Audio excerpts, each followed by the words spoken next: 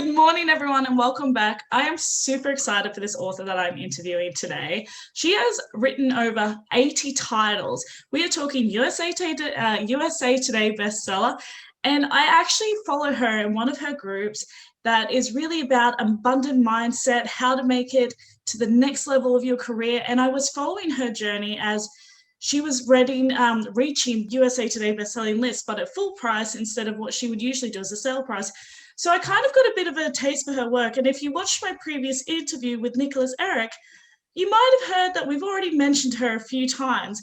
So I am super excited to interview the one and only Lee Savino. How are you today? Hey, I'm doing great.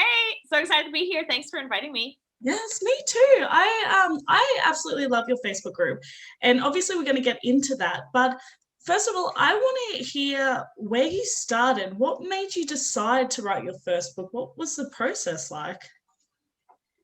So I was younger and people were like, you should be a writer, because I was always reading, and then I started naturally writing just because I read so much. It was sort of the overflow.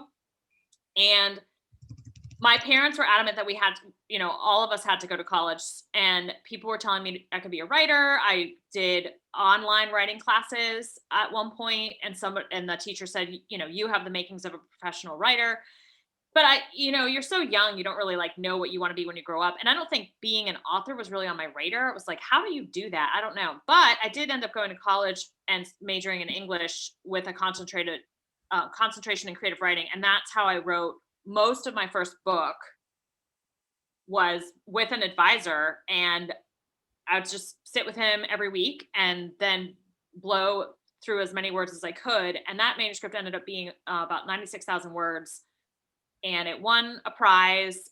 I kind of had to finish it like a year or two later, but that really helped me get a start. And what was interesting is I went to college with all these literary people, and I always knew I wanted to write werewolf romance. I was like, no. I like to read genre fiction, because literary romance had never done anything for me. I read literary romance and the writing is great, but Tessa the D'Urbervilles, she doesn't have a great life. Anna Karenina, she dies. Madame Bovary, she dies. I was like, I don't want to read any more of this great literature, and then I read other famous dead white guys, and I was like, they're misogynistic. I don't like any of this stuff. So I switched to fantasy and sci-fi, mostly women writers, genre fiction writers, and I read about women riding dragons, saving the world, and I was like, that's what I want to read about. I don't want to read about Anna Karenina. No more of that. So I went to college, and my professors, it was all about being very literary. And if someone's listening to this and think you have to go to college to be a writer, that is absolutely not true. In fact, it'll probably mess you up mentally. So don't go to college to be a writer. Not that it can't be a bad experience, but the only thing you need to be a writer is to write. And I would say, read what you want to write, and write what you like to read. That's another way to do it. And luckily, I like to read and write werewolf romance, which is super popular. So then how did you go with the actual publishing process? Because you're indie published, correct? Oh, yeah. How did you tackle that? Because that's a whole different ballgame. So indie publishing is a perfect fit for me because I'm entrepreneurial, and it made a lot of sense. I also am a little anti-establishment. I want to play a game I can win, and you can't always win established things, especially if you're a woman. And anyway, so I left college, floundered around, finished the book, was like, what am I supposed to do next? Find an agent? And I kind of gave up. And it's really sad that I gave up, because if I had just did some positive mindset, it was 2008. And within a few months, I would have found online. If I had said, I will get published no matter what, I would have probably figured out Smashwords or KDP early days, and I would have put that book up. And it's not a great book. I don't have it published anywhere anymore. It really doesn't fit my brand. But it was decently written. Like there's some there's something in it that's like, well, this is a good writer who's got something worth exploring, right? And I would have done fine. I would have started my career in 2008. But I gave up on my dream, which is the biggest mistake ever, ever, ever, ever. It is worth it, I think, to keep your dream and fail over and over and over again. That will hurt less than giving up on your dream, like giving up on yourself. Now, and I'm not talking about like changing the dream, like, oh, I thought I wanted to be published and traditionally published, but now I just realized I want to be published and I want to make money and wear my pajamas all day if I want to. And that's really what I want. Like that's just changing your dream and kind of refining it and getting it closer to what you actually want, not what people tell you should want, right? But if you tell yourself you can't do something, like that's the biggest mistake I ever made. And looking back, I'm like, wow, like that really was a big mistake. Like I could have been in the market since 2008. It would have been messy. It would have been, but I would have been having fun. Like I had fun when I first was like, I turned 30 and I was like, I'm going to get published. I don't care how. And someone's like, you can indie publish. You should do that. And I was like, huh? And I read every article on it and I was like, done. And I already had like a few books like that I had written lying around. I finished them. I polished them up. I put them all up. So 6 things go up. Short stories, got titles on or covers on Fiverr. Boom, done.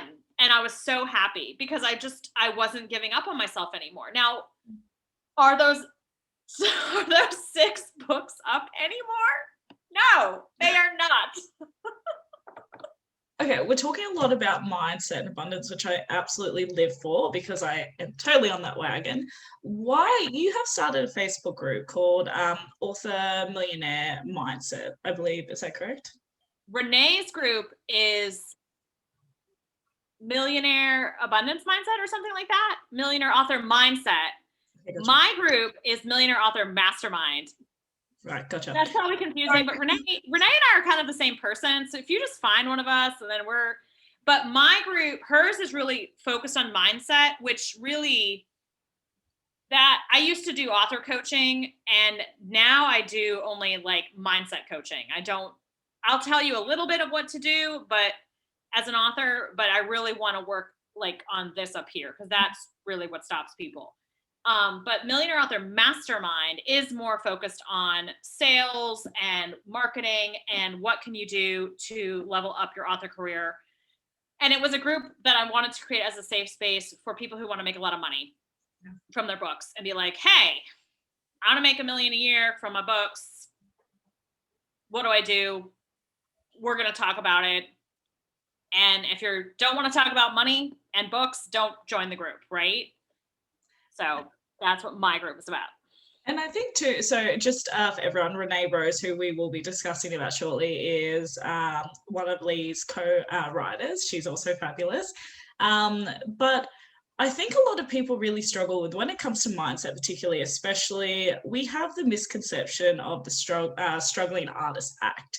And so we also have the fear, like a lot of us are too scared to boldly say, I want to earn 7-figure a year. A lot of people can't say that confidently. And so I love that you have this safe space that nurtures that kind of thought process where there's other people who are seeking the same thing. It's safe and it's expected almost. But what practical steps, for then people get to that point, they're like, yes, I want to go for it, but then they don't know what to do. What tips, and you've worked very hard with Nicholas Eric on this, you guys have created courses and where it's made it applicable for people in their goals to get to 6-7 figures. What would you say your 3 top tips to achieving that would be? So really decide what you want and then figure out how you can believe you can get that. So you might not actually want all that much money because that right now I have like staff. I have a PA, my husband works full-time in the business.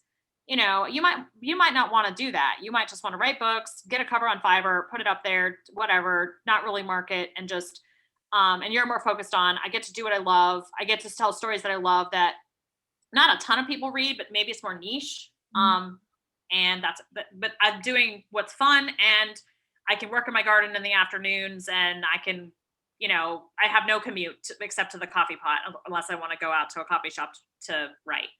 So I would just, you don't have to have a lot of money to do that. And so for me, I did want to have that big breakthrough goal because, it's about, because money is one way of measuring things. It's an easy way to measure things. I do want the quality of life to go along with it, but I kind of accomplished that, and was like, how do I also push myself out of my comfort zone and get bigger? So decide what you want, and then you just start to work on your mindset to believe that you can have it, because you could write one book and get it optioned for film and make the money. Yeah. You could write, like, I have a lot of books that are 100 pages long, and they're really erotic and short, and they have all the feels, and readers love them. Like, I have a following, and they're great busy mom books, something you can read after the kids are in bed, and then they finish it in one night, and then they download the next one in the series onto their Kindle. And so I love that. I love what I do. And it really fits. But ideally, when it comes to the sales, I really like to have people think about what they love to read and what they love to write, and then start to see like how they could fit it into the market. But I love to think about the marketing side too, and some authors just don't. In which case, just write and have fun, and maybe it doesn't ever have to be your full-time job. Like, it could just be writing for fun. I was reading some blogs that were advising that.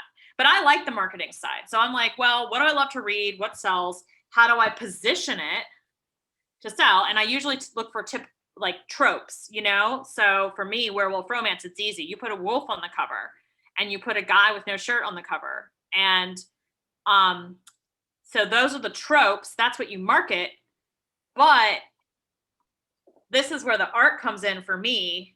I do tropes plus voice. So nobody can write a Lee Savino book but me.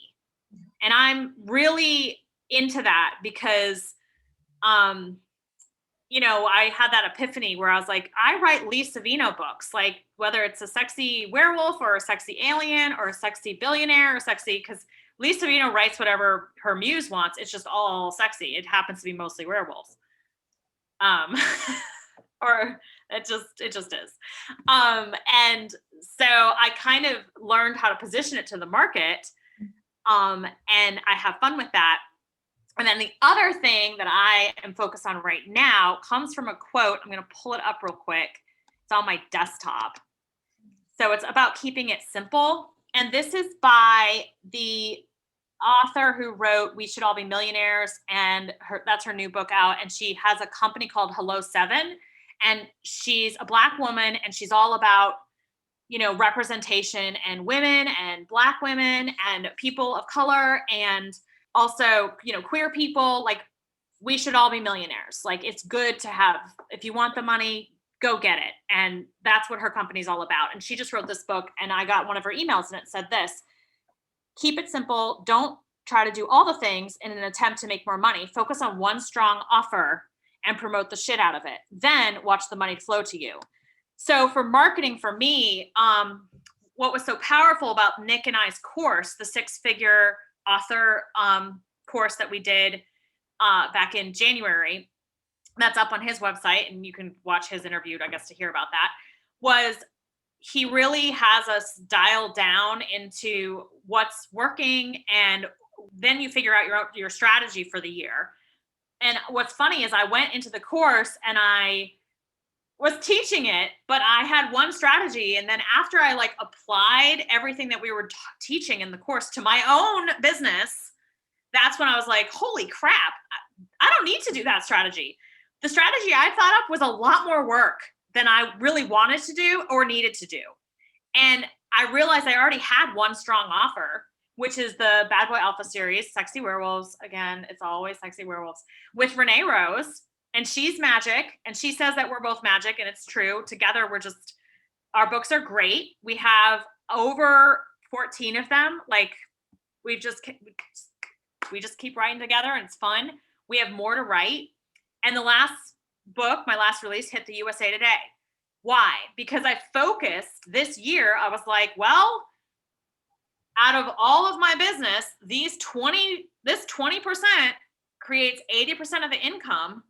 So when I open my ads, I don't have to do ads for every book. I just have to do it for like one book, the book one of that series. And that was kind of magical. And then I also market the new release. But that's so much easier. So for the marketing side, I like that. Keep it simple. And the strategy course helped me a lot with that, because Nick is really good at numbers and I need someone to like make me do the numbers. And once I see the data though, I'm like, oh, well, now I can see my way to my goal. And then I just go out and do it. So how did you, because I was following your journey in your group that you were aiming for the USA list, which is amazing because as we discussed before, not everyone's very transparent about numbers or figures. And so it makes it very difficult to find that kind of information as to how somebody else can hit the USA list, because you know, you can Google these things, but it's very saturated and all different types of information. And some of them are not very clear unless, you know, you go and you purchase a $10,000 course, and not everyone has that kind of money available to them. So I found it very interesting and enlightening to watch your journey. Like, this is what we're doing. This is how we're targeting it. What made you decide that you wanted to give back in this way, that you wanted to do courses, that you wanted to help other authors? Because you did coaching as well. What made you want to give back? Two things. One is I was the person who was, you know, early in my journey, I had to go and I read every article. I read everything about how to publish. I read everything about how to market. I still read, you know, and watch podcasts, and it fuels me. And then Renee loves it because I'll watch something and then I'll be like, hey, I just watched this, and these are the two things that are important from this talk. Here's the one thing I'm going to apply. And she's like, you just distill. And that's kind of how my brain works, is I take in stuff and I think about it, and then I just try to distill it into a focus. And that's what I'm good at. And that's really valuable for people. So part of it is that it's just like the overflow, it's outpouring naturally what I'm doing. And I do want to give out the information that helped me so much. Because the reality is, you had Sky Warren on your podcast. Renee Rose learned how to hit the USA Today list from Sky Warren. Sky Warren told her exactly what to do. It was her and a few other authors. They went out and did it. Then they said, thanks, Sky, we did it. And Sky looked at them and said, you know, I give out that information a lot, but no one ever applies it. And it's so rewarding as a teacher to actually, we just want the student to apply it and get success, or to find success in their own way. That's great too. And then tell us what they did that might be better than our version. That's awesome. The other thing is, just like with the 6-figure author course, like I got so much out of doing my own course. And it was sort of like, it made me sit and actually do the thing. And so I do coaching because I want to be doing all the exercises that I'm telling my coachee to do, and I better do it and stay ahead. And some of that I do naturally, but some of it is a great reminder. And oh, you better, it's accountability. And I also hire coaches to make me accountable, but students actually make me more accountable than my coaches do. So that's why. I guess it is the whole, the constant learner. I mean, those are if I'm being honest, I've interviewed quite a fair few authors now, and the ones who have done really, really well and thrived are the ones who are constantly learning and educating and reapplying. And I think a lot of people in their career become stagnant because they keep reapplying the same thing. They're like, this is what I'm doing. And that's why they can't break past their glass ceiling, so to speak, because they're saying, oh, I tried something new, but it's very small, and they're not actually applying, or they're reading all this information, they're learning all from all these podcasts, but they never apply it. And that's why there's no difference. Theoretically, they know what to do, but they're not practically applying it. In regards to the USA list, because I know that there's a lot of authors who find it very intimidating, and they think, oh, I'm an indie author, I can't reach that list, which is hogwash. What would your practical steps be in a simplified form? What would you suggest they try to focus on if that is a goal for them? So for us, what happened was we had written 13 books in a series that sold well. And we always, for whatever reason, Renee and I always called it our Millionaire series. Back when it made like $1,000, back when it made like $10,000, which we still were like, whoa, $10,000, so cool. I don't think I'll ever lose that joy of like, oh my gosh, my books are up. Like they just exist. Like I'm so grateful for that. And I didn't make any money for 2 years. My husband supported me. Now I'm returning the favor. And I'm really grateful that he did. Otherwise, I would have been like, I don't know, working at Starbucks and just trying to write in the, in the corners of my day. But I'm so grateful. Like my first month with all those books I put up, those really bad ones that aren't alive anymore, I made $50 and I was overjoyed because I had done it. I had taken a step forward in my dream. And so Renee and I put up book 1 and we were like, wow, it's really doing well. Like, well, in comparison with everything else we'd done in our career. And we were like, let's keep going. So then we keep writing and our writing gets better and we use a beat sheet and we get really intense about like making sure all the beats are in there just so the story pulls people along. And we got our a better process and better books and more ideas. And some of them were great and some of them weren't. Some of them were more popular, but some of them, maybe are less popular, but we actually executed them better. We just went for it, right? And what happened was I pushed on book 13. And I spent a bunch on ads over a month period and I tracked everything. I used the course that I took from Nick Eric's like years later, finally was like, I should do this. Why? I actually hired him to coach me too. I just need the accountability. You were saying like people don't apply it. Guys, I would have shredded abs if I applied everything I knew about like diet and exercise, right? I just do like a plank all the time and swing my kettlebell and I would be so fit, but we're not. Why? Because we need the accountability, or we need all of our friends to be like marathon runners and then we'll start running or whatever. So, I have to hire a coach. I actually have a lot of friends who are very successful authors. So my success was kind of just me looking around being like, oh, and your brain sort of does that. If your tribe all wears blue on Tuesday, you're just going to wear blue on Tuesday. You're just naturally going to be like, oh, what do I have that's blue? Your brain wants to fit in. And that's an easy mindset thing. Like, you want to be a marathon runner? Go hang out with the marathon runners. Like, just go hang out with them. They're going to talk about it. They're going to be getting up on Sunday morning to run. You're going to be like, okay, do I have running? Do I even have shoes? So anyway, what was I talking about? Oh yeah. So Alpha's Moon. We spent big on, we pushed. Renee and I have always pushed on the series. It used to be in KU. So what were we going for? We were going for top 100. We were going for top 50. We were trying to figure out how to spend money on the series. We were spending way too much money sometimes. We were spending way too little money sometimes. We were trying different promotion sites. We were trying different ad sites. So we've always pushed and used that series to grow the muscle. And I looked at, we had made like, we sold like 2,500 copies of Alpha's Moon in a week. And I was like, well, that's cool. But Alpha's Vow, the book we hit USA Today with, so book 2, or book 14 rather, we just kind of made a new series. So sorry if that's confusing. So book 13 is Alpha's Moon. Book 14 was up with this new release on pre-order, and it started to get hundreds of pre-orders and then thousands of pre-orders. And then I just knew, because I had the way I've hit USA Today several times is I've been invited to box sets and I'm always like, sure, 30,000 word story, done.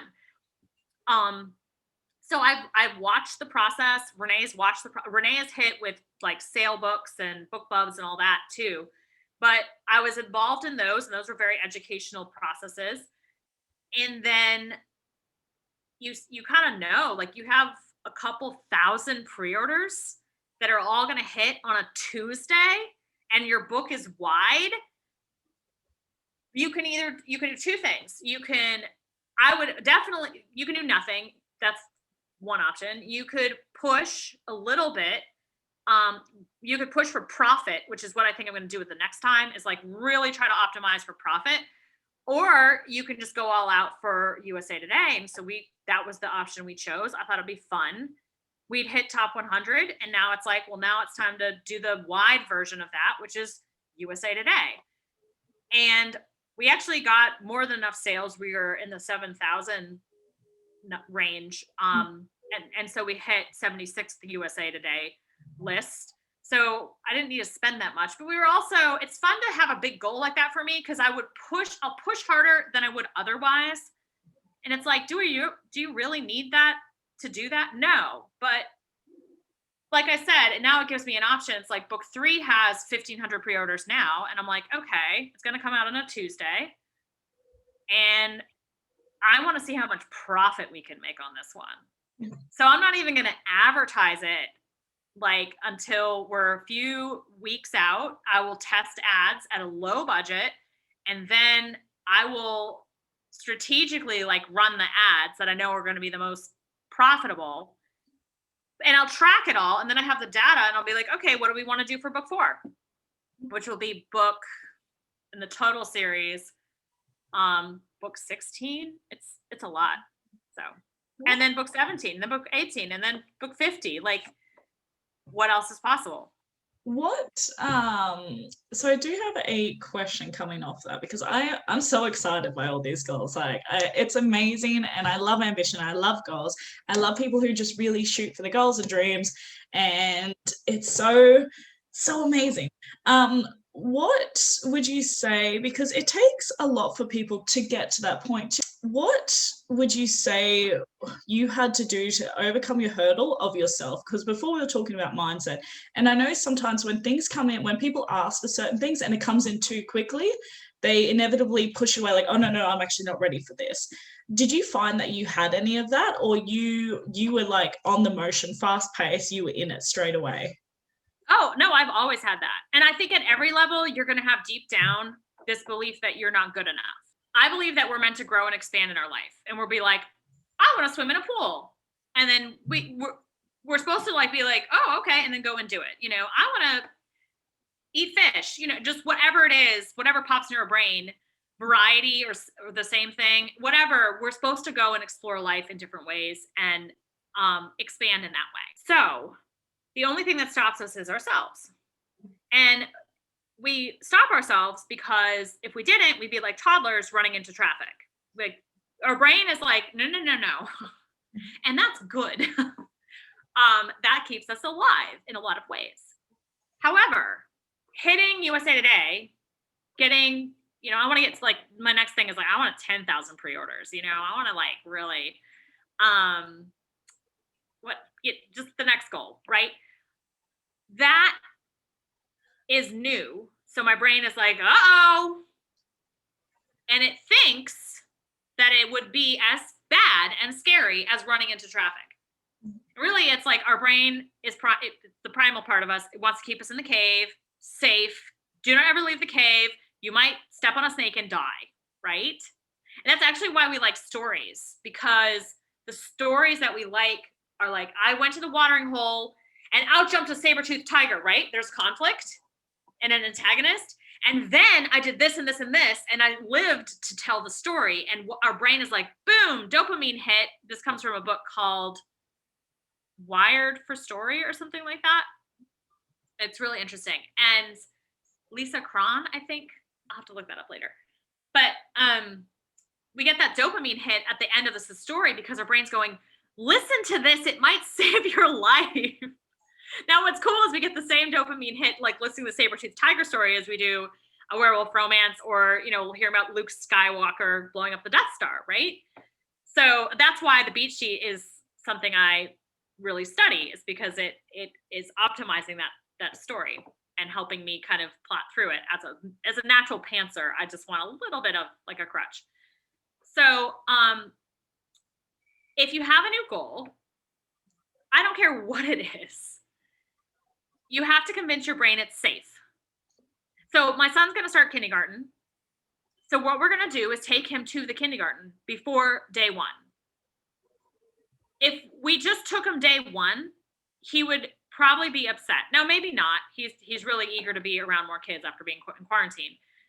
But the way to kind of ease your brain in so the brain doesn't freak out is to take them out of the cave, take them into the school, meet the teacher, see the books, see the toys.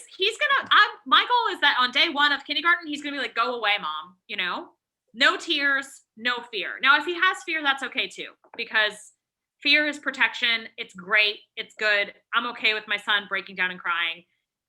But I know I can make it easier by doing that. Same thing if I wanted to run a marathon. I would have to normalize it. And the easiest way for me to do that is I build a tribe of people who are all doing it. You're doing it with this podcast. You're building a tribe of authors who are earning. I just watched the one with Sky Warren, and she's like $850,000 on $100,000 in ad spend. I'm like, what a great freaking goal. That's awesome. Let me listen to this. And what it does is it normalizes it. And my brain doesn't realize it's not sitting around a campfire listening to Sky Warren, like literally in person. Like this Zoom chat, this face-to-face time, our brains are like, okay, this person's right in our face. So anyway, I would say easy ways to shift your mindset. Was that the original question? I'm lost. Yeah. I'm loving this. You have no idea. Easy ways to shift your mindset. Build your tribe. So go listen to the articles. That's why I started Millionaire Author Mastermind. I was like, let's just talk about success. Let's just talk about what we want. It happens to be money, but you could join the marathoner authors where, you all want to run marathons in a certain amount of time and have best-selling books. Like, I don't care what it is, but you normalize it. And then your brain is like, okay, this is safe. Look at all these people. And that's why representation is so important, because I didn't want to read books where all the women die. Like I wanted to read the books where the women ride dragons and save the world. Like that's the story I want. I want the survival story. So that's really an easy way to do it. And there are other ways, and some of them are really hokey, but they work really well. And one of the ways that has worked really well for me is I have an Excel spreadsheet and I track all my income, so I know what I make. And then in the months in the future, I put what I want to make, and I put crazy numbers. And I did this when I was making, I made that $50 that first month, and probably like zero a few months, after that. And then, finished the year like $2,500 earned or something. Maybe it was like 12,000. And then year 2, made like 24,000. So progress, more books out, learning more, having fun. I had a baby too, so I'm pretty proud of myself. Year 3, 150,000. I was around authors who were making money. I got coaching, or I got, mentorship from authors who were making tons, like well into 6 figures. They told me what to do, and I was like, okay, I can do that. And I focused on that. And 2 things that helped with that. Having the author model, that's like a tribe. My first goal was to just become an author, right? I'd given up my dream and wanted it again. Then I wanted the money, because my husband was like, I'm supporting you. Can you please make money? And I was like, okay, that's the next goal. I would take my bank statements. I'd just put zeros on the ends, and I'd turn all those periods into commas. And I was like, that looked crazy to me. Like, to have $8,000 in your checking account looked weird to me and my brain. Why? But I was normalizing it and making it safe. I was new. I'd never done it. And now I'm like, yeah, of course, done. No problem. It certainly sounds like you've read a bit of like Rhonda Byrne, et cetera, et cetera. And I'm just all the time. Yeah. A lot of the steps that you're saying, because I'm all for visualization, meditation, manifestation. I'm just like, you and I are probably going to be very good friends after this, I feel like, because I'm living for all of this. Yes. And it's just brain stuff. Like, you can make it as woo-woo as you want. And I love that, because I love poetry, and art. And I think that you can get stuff deep into your subconscious with poetry and art, like, and story more quickly than you can do with the hard facts, just the facts. One other thing I did, because remember I said at any level that you hit where you're like, I want a swimming pool, and it's like, oh no, I can't get that. Anytime you stop yourself, it's because you believe you're not good enough. You're not enough. And the way to believe you're enough is not to hit USA Today or get this, like, Like, no one telling you you're enough is really going to do it. You gotta tell yourself. So I'm taking a course, and that she said that she's like, write it on your mirror, write it on your kid's pillow. So it's the first thing they see before they go to bed, or last thing they see before they go to bed, and first thing when they wake up. Get bracelets and necklaces. And I was like, okay, cool. I got to do that. So that's been my affirmations. You are enough. It's like every goal, I'm like, oh yeah, I want to do this, or I want to do that. I have a friend who's always like, your books belong in Barnes and Noble. Your books belong on the ends of the aisles at Target. Whenever I walk in, I'm like, that should be Lee Savino books. And I'm like, whoa, she believes bigger than I do. And why wouldn't I believe that? If something in me was like, oh, I really want to do that, what would stop me? A belief that I'm not good enough. I'm not a good enough writer. My marketing isn't good enough. My covers aren't good. It boils down to I'm not enough. And the only way I hit the USA Today with a full price book, 7,200 sales, way more, by the way, pre-orders and sales than I've gotten on. Like, I have 3 books up for pre-order. Do they have that many? No, they have like 100, whatever. So the only person who could tell me that I'm good enough, like USA Today could tell me I could hit it every week and I still wouldn't be good enough. I have to tell it to myself. The way to help with this is you build an evidence file. And I did this early on. My dad taught me, he's like, you need a kick-ass file. And then he's like, because we didn't swear in our household. So I was like, whoa. And he's like, well, kudos file. So kick-ass, kudos, whatever you want to call it. And you keep in that file all the good things that people have said about you. And I kept a file early on of all the good things people had said about my writing, because I realized I had a bunch. And I did that in 2008 so I could finish the book. And I would write at the top, I'm a best-selling author. My books are made into films and movies, which hasn't happened yet, right? I mean, I did this with writing book 1, and I believed in myself. And then I gave it all up because I didn't publish until 2015. So I really think of my career started in 2015. But really it started when I first started writing when I was a teenager, when I first started reading when I was a kid, right? Make your kick-ass file. And I realized that I need to update mine. And I talked with my coachee, and we were cracking up because there are authors out there who are put in their bio, I'm a best-selling author. You know, they hit like a small category on Amazon, which is great. Put it in your bio. And he said, he had invited her. He's like, come write in my world. I'm a big author. I've gotten 2 book bumps. And she was like, what?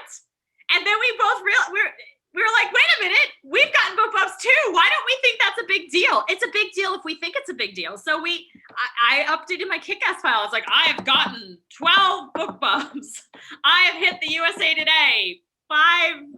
I actually forgot how many times. I had to go look it up. You know, I got this many pre-orders in this book. I've got this many reviews on this book. I was invited to these conferences, things that I normally am like, yeah, everyone gets invited to those. No, I mean, you can put that in your evidence file. You can list it all out in your bio. And if you believe it's important, then it is important. Now, we all have different things that we will weight with more importance. For me, it's the reviews. Like, I want readers addicted to my books. And I want the werewolf romance readers. I don't want like random. I want the readers who are going to love my books and 5-star review my book. So that's what I weight.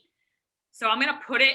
I will cut paste positive reviews into that file. But you might want a Kirkus review. You might want a trad pub company to tell you that you're awesome. You might want a degree. You might want to win awards. Like, I don't know what that is, but start compiling everything everyone has said nice about your books or your writing or your whatever you want, your hair. If you really want great hair, you just compile evidence about that. And here's the other part of it is that I did great early on. I didn't have any reviews. I didn't have much to put in the file. So I made stuff up. I put reviews in that I created, the reviews that I wanted to get when like down the road from readers now, right? So what was I doing from a brain science perspective? I was familiarizing my brain with reviews. So when you go to publish, a lot of authors are scared. They're like, oh, they have unpublished works on their computer because they're scared. And we're all scared.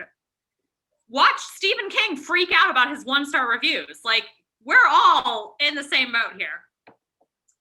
But when I did that early on, I was telling myself that it would be okay, that I would get awesome reviews. And so when I thought of reviews, I thought of those reviews, and then I published, and guess what? Now I manifested it. Well, now I just normalized it, and I was willing to put myself out there, and then it's a self-fulfilling prophecy. So that was the other thing I did. So the kick-ass file, tracking your income if income is important to you. If income isn't important to you, track something else. Track the number of words you write, track the number of books you write, track the number of reviews you get, track the number of contests you win. I don't care what it is, but if you want something, your brain is going to stop you unless you normalize it. So start building evidence, start building that kick-ass file, start tracking what's important to you. Start, future casting, like write down what you want, write the reviews you want, write the sales you want, write the numbers out that you want. And then according to my new coach, you just write out, I'm enough 1,000,000 times a day, and that will help too. It's so funny because I think that is such an important, like, knowing that we are enough, because we do have those moments where like, why am I resisting this? And you're like, oh, am I really worthy of that? I recently read a book called Secrets of Six-Figure Women. It was released in the early 2000s, I think, so slightly outdated, but it was interviewing women from all different industries who earn 6-7 figures. And I found it so fascinating to learn that all of these women who were in such powerful positions, they still doubted. They still very much felt like they were in a man's world, especially when it comes to corporate. And one of the practices that it had me do in it, because again, we need to apply what we're learning, is to message, up to 5 close friends or family members and ask them, I think it was 6 particular questions, but of what they see in me that I may not notice myself. And I found that so powerful, because it's interesting how qualities that I guess you overlook in yourself, and having, my best friend and my mother and, these people that I love say, this is how I view you. It's really a powerful thing. And I think you should, and as you're talking about, like with the evidence file, it is a good idea because it's giving you that time to focus and reflect on your achievements, on your goals, because I think we're too often, it's good to focus on the next goal, but maybe we're not giving ourselves that moment to go, I really did this. I really made this. I should be so proud of myself right now. We're just looking at what we haven't yet achieved. And like, I've been guilty of that in the past too. So I think that can sort of sabotage us a little bit as well. Yeah. So this, let me find a good marker. So this is, oh, whoop, I did it wrong. Ha! So this is where you are now, and this is your goal. You read that? Mm-hmm. So this is where you are now, and this is your goal. That's intimidating, and it sucks. You're like, ah! But this is where you started. Yeah. And for most of us, where we started was actually like way down here. Like so far down. Just getting to like there was like, just publishing my first book was like, I did it. So started where we are now, where we want to go. You're like, oh, this is not as hard. This is the gratitude part. Yeah. That's the looking back and being grateful. So, and I think we all do that a little bit, and we can all do it more because it really, really helps to look back where you started and be grateful. And then don't stop looking ahead. Like, that's great. That's fun. And also find ways to live in the moment too, because the moment is great too. I want to, I'm so excited by this interview. I'm like so high energy right now, like, yes. I want to talk a little bit about the co-writing, because it doesn't necessarily work for everyone. Not everyone plays well with others in the sandpit, so to speak. One of my friends quotes that all the time.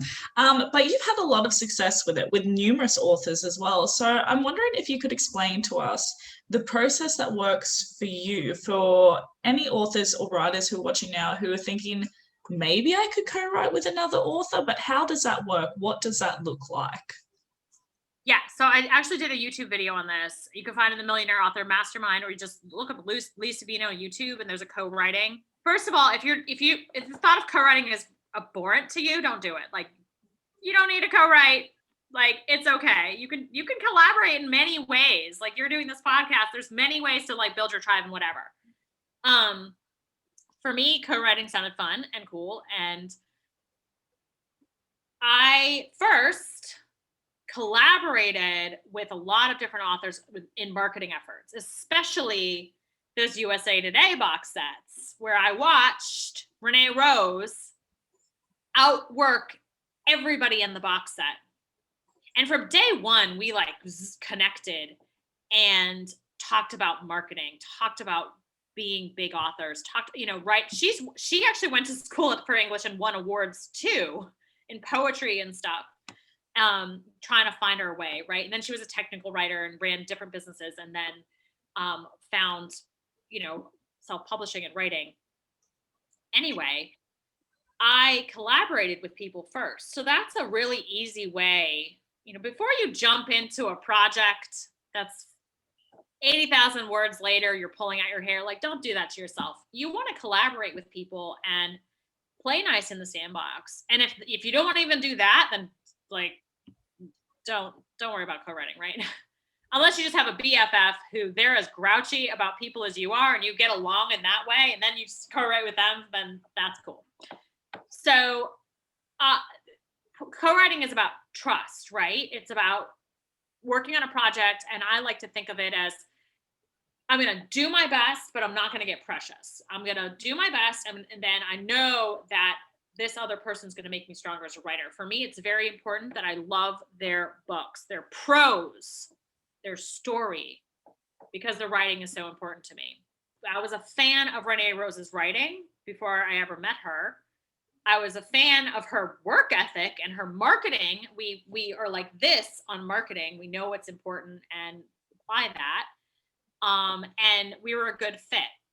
And the co-writing for me has happened a couple different ways. One co-writer originally approached me. She was formatting my books. I wanted to say thank you. She hated writing sex scenes. I wrote her sex scene. I just gave her a sex scene. I was like, here, thank you. She's like, oh. And I was like, you can change I don't care what you do with it. She's like, I can change it. I'm like, it's not mine anymore. It's yours. It's a gift.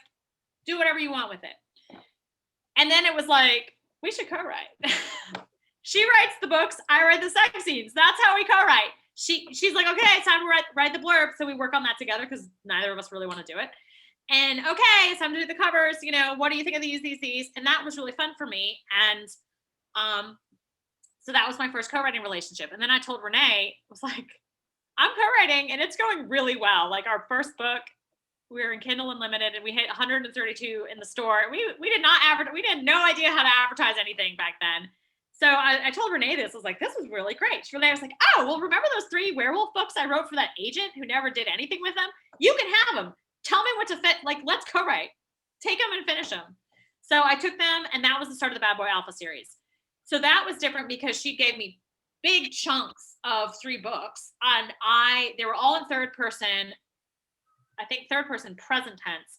And I said, these should be in first person present tense. So then I was going over them and changing every sentence really. And then I passed it back to her to finish. And then we were learning about the beat sheet because I had read a bunch of her books. I was like, I really love this book you wrote. And I really think the reason it is so perfect is it hits the beat sheet. So then we got obsessed with the beat sheet. And Gwen Hayes' books, Romancing the Beat, is like what we use.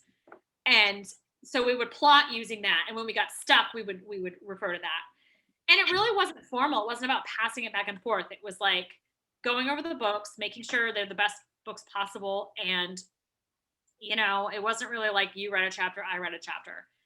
I reversed that with Stasia Black, where I had those 3 old books and they were unpublished. And I wanted to rewrite them. And I was like, I don't even know where to start. I'd rather just start with a blank page because that's where I write. That's sort of my process. I prefer like to start with a blank page. So I gave them to her, and she loves editing. So she was like, let me just fix these. And when I sent them to her, I was like, she's either never going to mention them again, and then I'll just let it go. Like, the books are dead. It's fine. Or maybe she can do, and she was like, oh, there's something here. I can work with this, but can we change them? Can we do this, and this? I was like, do whatever you want. And I had just had my second baby, and I was like, I don't care. So co-writing was my maternity leave plan. It was the way I kept my publishing schedule and my career going, and my income actually kept going like that. Because I had the co-writers, and it kept going like that with money that my co-writers gave me, like the half. So that was my cut. Like my income is like my income when I track it. So that was fun. And other co-writing relationships, because now I have like a million co-writers. That was an accident. I was like, I should stop taking co-writers. And then I like talked to Golden Angel, and suddenly we're like, are we writing a book together? I think we are. Let's write it. And then Golden Angel has a baby. So both of us have newborns, and we're both like, we can't write these series. So we're going to wrap it up. Last book comes out in October this year. And we're like, okay, just take a break. It's fine. But I have another, so Golden Angel and I, we do pass the book back and forth. And actually, sometimes I will write a scene and it's really short because I'm just trying to get out what happens in the scene. And it's not like a plot draft. It really is a scene. It would be fine. But then Golden Angel goes over it, and all her books are really long. So she goes over it and she makes it like 3-4 times as long. And sometimes she just does that by like doing a POV change. So I wrote the girl's part to get through the plot. Then she does a guy's plot, and it's like what he's thinking about it all. And then it goes back to the woman, and then it goes back to the guy, and the sex scenes get really, really long, which is great. So that's a couple different ways you can do it. And I am able to do it that way because, again, I am able to not get precious, but I want the best book possible, right? So I'm going to do my best. And I only co-write with people who are like in agreement about marketing strategies. All of my co-writers, we build mailing lists. We're comfortable running ads, or we're comfortable. Like if you want to run a $10,000 launch budget and your co-writer hates the idea of that isn't going to work.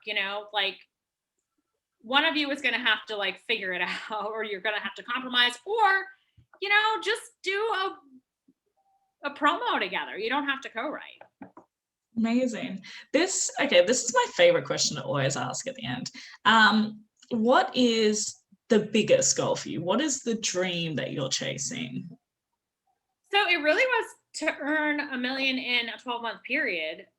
And I'm going to hit that within a few months from now. So I'm like, okay, yeah, I'm going to a couple conferences because next year. And so I've started to like visualize like a line around the table. And my friend does want my books in Target, but I don't want to write trad pub. And I think that's how you do it. Like, that's how I would do it. I was write something that is like a rom-com, very saleable, and like trad pub. But, it's possible for me to do it a couple different ways. So I don't know if that's really my dream, but I am, just in case, I think I'm going to go and I'm going to put all my books, I'm going to carry them to Target. And I'm going to put them on the end aisle over the other best-selling books and take a picture of me standing next to it. And then I will have normalized. I did that before I was published. I took books and I plastered my name on the end and put it on a bookshelf. I had a dream, dream boards. I had a dream bookshelf. Yeah. So I think I'll just do that. I'll go and do that and take the picture and file it away and forget about it. And then what happens is your subconscious mind goes to work on it, and it'll happen. If you really want it, it'll happen. If you don't care or you don't want it anymore, then don't worry.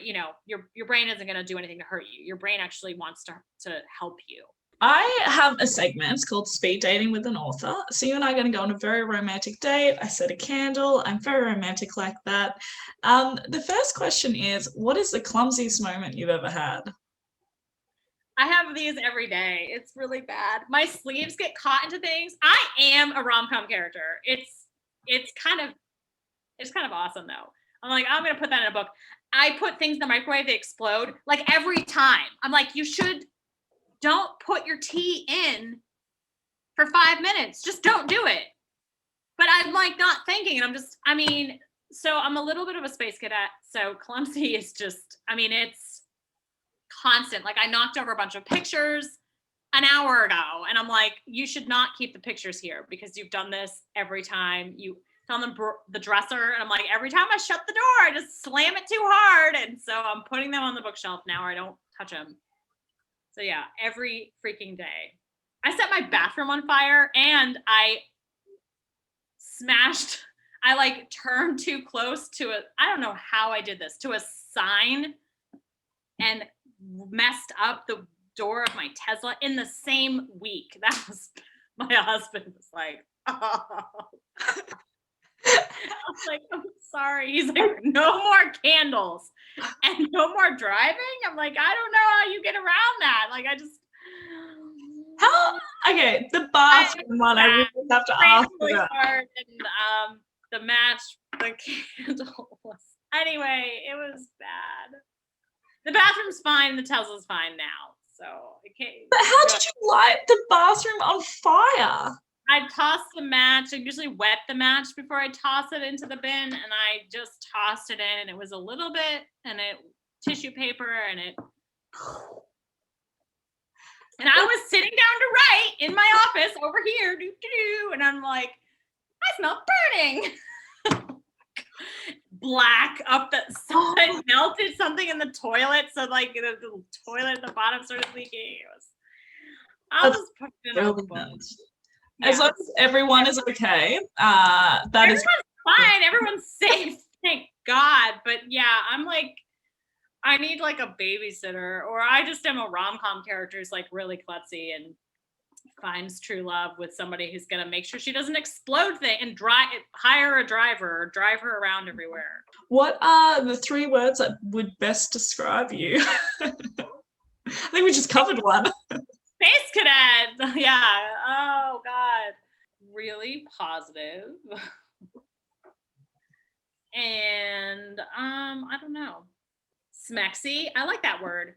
I like words that are combos of 2 words. So smart and sexy. Smexy. Smexy. I love that one. Yes. What is the song that best describes you? I was gonna say something about Cardi B, but not against it. I love Cardi B. Yeah, I renamed my group of, like ladies we're all talking, the Writers Against Procrastination, or the WAP group, because we all write sexy romance. So yeah, I'll just go with WAP. It's such a good song. What is it? You like, it says a lot about a person. I'm like, yes, that's a good song. What is your life motto? Okay. Life motto. I don't have one, but I have book mottos. I have 2. So one is I write books about women finding their power. Like, that's important to me. And I was like, oh yeah. But the fun one that I have for my smexy romance side is, my motto is make them laugh, make them cry. So a little bit of funny, a little bit of humor, a little bit of all the feels. The third one, because I write smexy romance, is make them wet. Oh, I love it. And 80 titles later, I think we're there. Yeah, 100 pages, you do all that, you can make a lot of money, because the reader's like, well, it's like a Happy Meal, but for like my pussy, just boom. We've reached the end of the interview. If you've lasted this long, I don't know if you're, maybe we should warn people. I feel like I'm only starting to get you now near the end. Yeah. Are you sure? Like, what's in that drink there? Straight vodka. No, it's CBD seltzer. So that's why I was burping a little. And now the CBD's kicked in, I guess. So, yeah. Here we go. What is a unique talent, skill set of yours?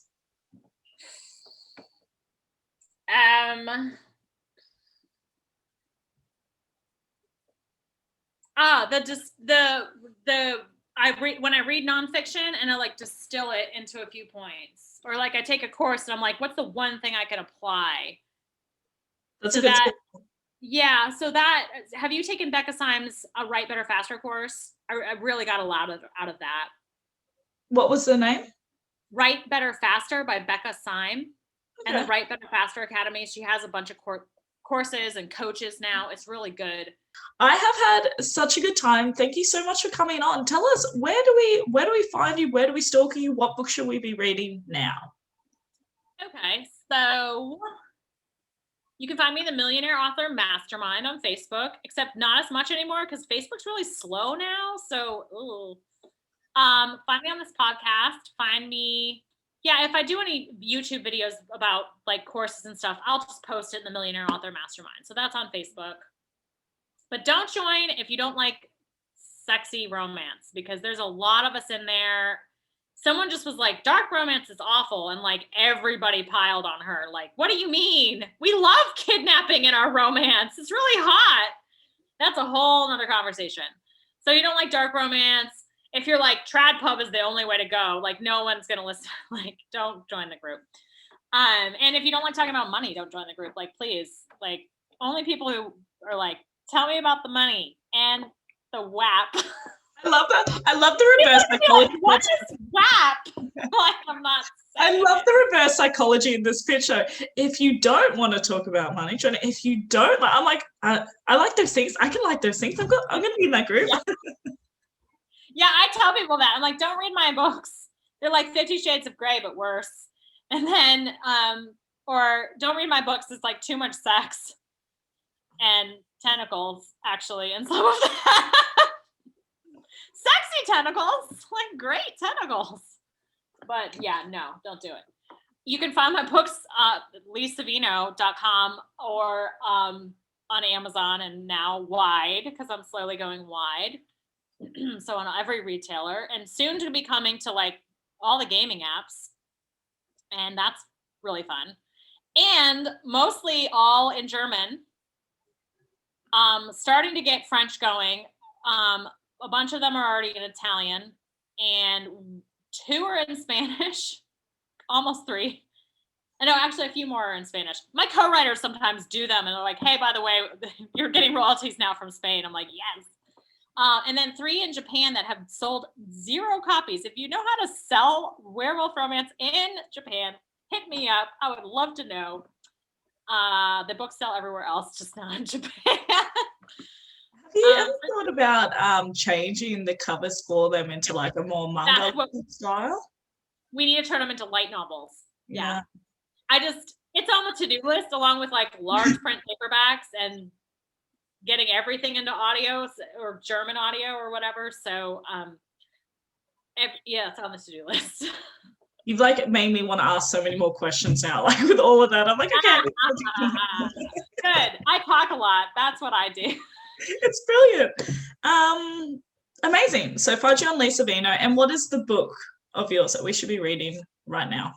Can you guys give some love to a book that's not selling? It came out like 5 days before. Yep. What's the book? The book that hit the USA Today. It's called Royally Fake Fiance. And I worked really hard. I had 2 developmental editors. It's like more rom-com-y than everything I've written. There's actually less sex in that book. So, but there's enough sex that you'll be offended if you don't like sexy books. Not really selling it. It is funny and it's available wide. Royally Fake Fiance. I think I know how to make something sell when I have like a lot of books in the series and then, but a standalone, I haven't quite. Anyway, it's fine. It just needs some love. But if you want the USA Today book, Alpha's Vow, or start with Alpha's Moon. And that actually is more rom-com-y than most of my books too. I think I'm just sort of trending to more like mainstream rom-com in my head because I'm like, I want those books in Netflix. All right. Well, thank you so much for coming on today. I've had an absolute blast. Yeah, me too. Thanks, obviously. Yes. And who knows, in a couple of months I may get you back on. Who knows? It'll be fun. I'll drink something else. No, this is perfect. I think I like this. I don't think it's the CBT. So I love it. Well, you're naturally an energetic person. But on that note, I'm going to love you and leave you.